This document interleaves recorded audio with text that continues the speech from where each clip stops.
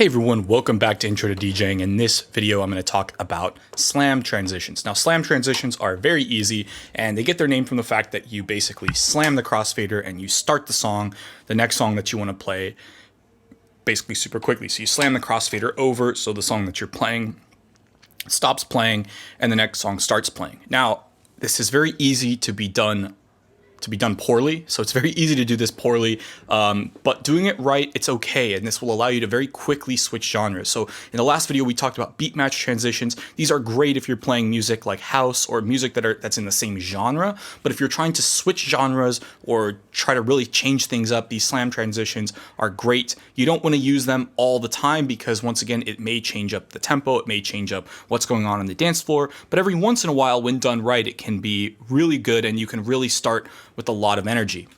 So suppose I'm playing this song. Let's go ahead and do my Starships edit, and I want to go ahead and change genres, and I want to go from EDM into hip hop. So that's this track. One way we can do this, of course, is try to find hip hop at 127, 130 beats per minute, or halftime 65 beats per minute and mix it in. But there are certain tracks where you can just actually slam the track in. And many of these tracks, the reason this works is because they start out in a way where it actually makes sense to do this, where you basically, the track just starts out right at the beginning with some big bang or big sound that's easy to mix into, and from there it's okay to just boom, slam it in. So suppose I want to go from Starships into this song, Body by Megan Thee Stallion. This is an easy song to do it with because it just starts off right off the bat. So what I want you to do is listen to your music and find out which songs are fine just slamming in. Sometimes if it's a banger, if it's a song everyone knows and the intro is really popular, it's okay to just start it right at the right time. Of course, you want to do it in phrase, in basically when it makes sense, not in the middle of a verse or something. But if you do it at the right time, it can actually do a lot. It could be a pretty good transition. So this is what Body sounds like right at the beginning. Real hot girl. So it starts with that big bass hit, and that's what we're going to use to transition. So I'm going to actually do it right at my mix out point. Now this works really well also if you're using echo or reverb. So I'm going to try using the reverb here, but not on this time. I'll do it once without it, and then I'll add the reverb the second time.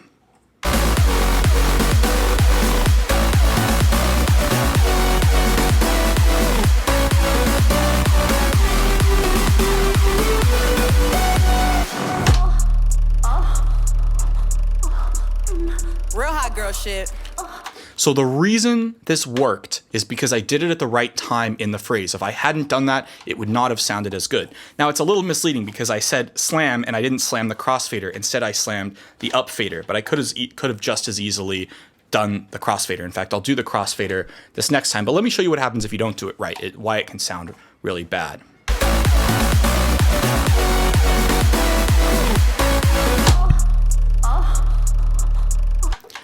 Once again, that doesn't work as well because it's not at the natural ending point of a song. So it's important for you to know your music, listen to your music, set those cue points so you know exactly where you're going to be wanting to mix out. Now let me go ahead and do this with the reverb. What's going to happen is this time,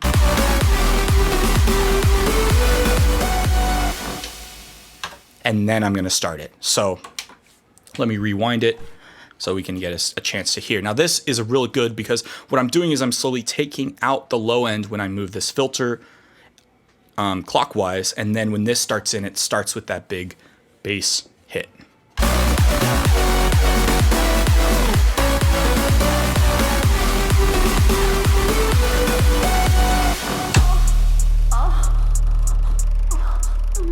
Real hot girl shit. And if the beat live, you know Lil Juke made it. Yaddy, yaddy, yaddy, yaddy. So you get the idea. Once again, super simple transition, really easy but important to have. Once again, remember, just don't do this every time. It can really change up genres and really be very abrupt, but every once in a while you can do this, especially if you do it with a popular song. It works out really well. Now, some songs, if you go to record pools, they'll actually have slam-in edits. So this is the song Search and Rescue by Drake, and if you take a listen to it, this is what the beginning sounds like. Sad pony. Hey. Yeah. Penny X. So you wouldn't want to slam that in because it doesn't really have any starting point. But of course, this version of the song, I need someone to be patient with me. so that version actually does have it, and it'd be very easy to slam that in whenever you need to, because once again, right on that downbeat, you can hear it. It really does have that impact that you need it to have. Now, suppose you didn't have a slam edit. So that's, of course, another transition is using one of these edits, and you can see they're very easy to do, even if the song doesn't have it. So let me go ahead and give you an example of how you'd mix this in.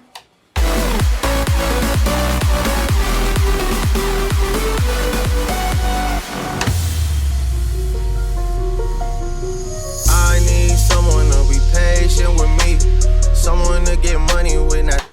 So that's kind of how you would do that transition. And now we've just gone from 127 beats per minute into 142 beats per minute. So these slam transitions, they allow you to move around tempos without being locked to a specific tempo range. Whereas if I'm playing songs at 127 beats per minute, I may only be able to beat match in tracks that are, say, 120 to 134 or 35, where it's going to sound good without needing to really abruptly speed up or slow down the track, whereas these slam edits really help. Now, the last thing I want to do is show you how you can do this even if you don't have your own slam edit. And this can be a little bit tricky to do live, so I'll show you how to do it live, and then I'll also make a video on how to make these edits yourself in your digital audio workstation, like, I guess, Ableton Live is how I'll do it. So we're going to do the same thing, except this time I'm not going to be using the slam in edit. To do this, I need to find a point where it's natural to start the song. Yeah, Penny X. So this is actually yeah. a good place. So I'm going to put Q3 here. Penny X.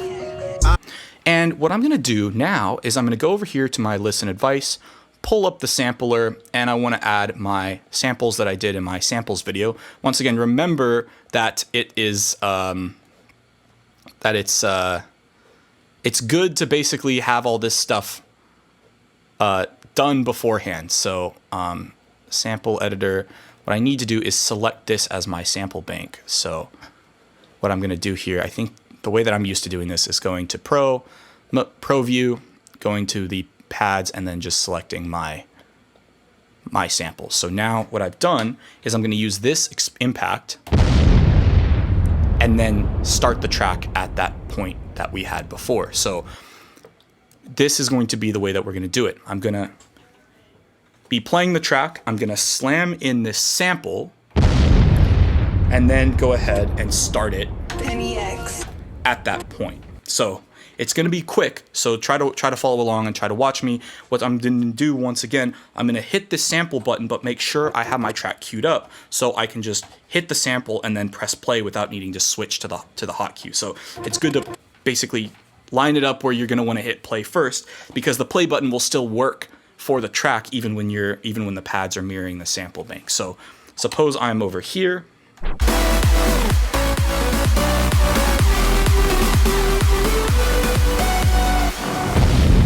Penny X. I need someone to be patient with me. Someone to get money with, not take it from me. Once again, that's a lot to kind of do. I would say definitely practice it, but don't be afraid to make these edits beforehand. They're very easy to do. What really helps is a big impact sample like this. Of course, you can use the air horn, something like that to do it, but usually I find these impact explosion type of sounds work well. That's how you do the slam transition. Hope you found this helpful. See you in the next video.